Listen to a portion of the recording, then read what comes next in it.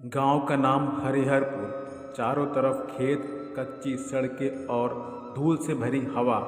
इसी गांव में रहता था नीरज, एक साधारण किसान का बेटा।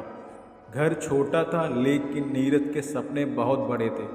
जब भी वह गांव के खुले मैदान में दौड़ता, उसे लगता जैसे जिंदगी उससे कह रही हो, और तेज और आगे। नीरज के पिता राम स्वरूप चाहते थे कि बेटा पढ़ लिख कर कोई सुरक्षित नौकरी करे। उन्हें खेल से डर लगता था क्योंकि उन्होंने कई खिलाड़ियों को सपने टूटते देखा था। लेकिन नीरज के लिए खेल सिर्फ शौक नहीं था, वह उसकी पहचान थी। नीरज जब स्कूल में था तब हर खेल प्रतियोगिता में सबसे आगे रहता, खासकर दौड़ में। 100 मीटर हो या 400 मीटर, उसके पैर जमीन को छूते कम थे और हवा में चीरते ज़्यादा।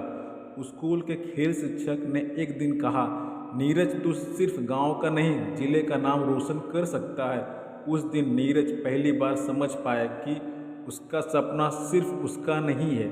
12वीं में पढ़ते समय पिताजी की तबीयत खराब रहने लगी, खेत का काम रुक गया, घर की आर्थिक हालात डगमगाने लगी। नीरज के सामने दो रास्ते थे, या तो खेल छोड़कर काम करे या खेल के साथ संघर्ष भी स्वीकार करे।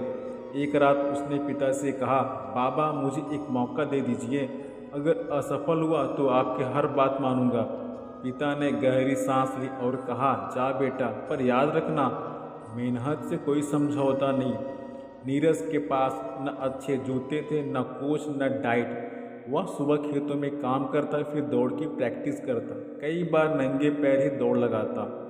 गांव के लोग हंसते, दौड़कर पेट नहीं भरता है।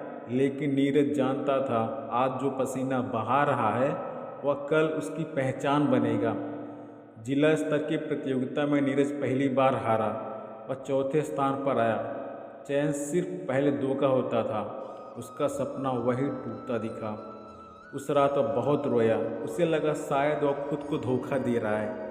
लेकिन अगली सुबह उसने मैदान में कदम फिर रखा, क्योंकि खिलाड़ी हार से भागता नहीं, उसे समझता है। नीरज ने अपनी कमजोरियों पर काम शुरू किया। उसने यूट्यूब से ट्रेनिंग वीडियो देखे, टाइमिंग सुधारी, स्टार्ट और फिनिश पर मेहनत की।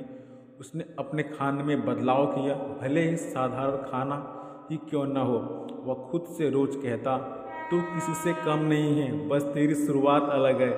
अगले साल वही प्रतियोगिता फिर हुई। इस बार नीरज ने न सिर्फ जीत हासिल की बल्कि रिकॉर्ड भी तोड़ा। लोग हैरान थे, जो उसे हंसी का पात्र समझते थे वही अब तालियां बजा रहे थे। पिता की आंखों में गर्व था, लेकिन उन्होंने बस इतना कहा, अभी मंजिल बाकी है। राज्य स्तर पर प्रतियोगिता आसान नहीं थी। वहाँ शहर के खिलाड़ी थे, अच्छे जूते, कोच, सुविधाएं। नीरज पहली बार खुद को छोटा महसूस करने लगा, लेकिन फिर उसे अपने गांव का मैदान याद आया, धूल, धूप और अकेलापन। उसने खुद से कहा, अगर वह वहाँ टिक गया तो यहाँ भी टिक जाऊँगा। फाइनल रेस का दिन था। स्टेडियम खचाखच भरा था। जैसे ही सीटी बजी, नीरज ने पूरी ताकत झोंक दी।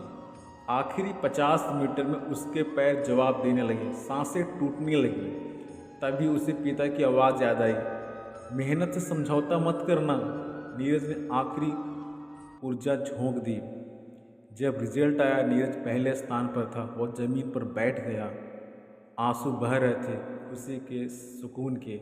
उसी दिन नीरज सिर्फ जीता नहीं था, उसने साबित कर दिया था कि संसाधन नहीं, संकल्प खिलाड़ी बनाता है।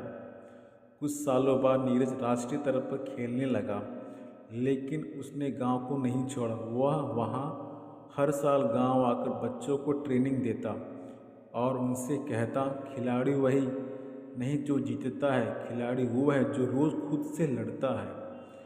इस कहानी से हमें सीख मिलती है कि खिलाड़ी हालात से नहीं देखता, वह अवसर बनाता है। हार खेल का हिस्सा है, पहचान नहीं। मेहनत और अनुशासन सबसे बड़ा कोच है।